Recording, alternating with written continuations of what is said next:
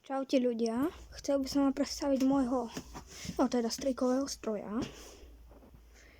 Je to malotraktor domácej výroby, motor Škoda 1203.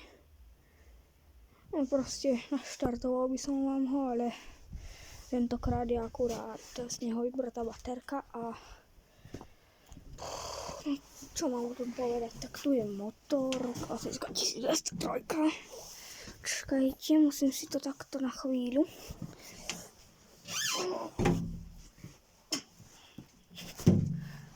No, klasická 1203 motor.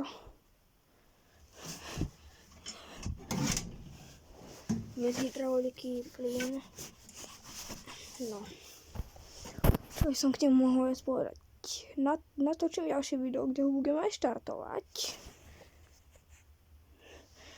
A vtedy to bude pomerne ľahšie. A neviem, tak má to ledkové svetlo a všetko.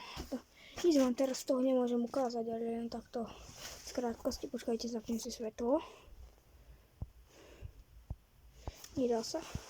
Ale len takto z krátkosti, čo by som vám mohol. Ako no. Tak je to proste klasická 1203 verzia. No. Tak. Zatiaľ čaute a uvidíme sa v ďalšom videu.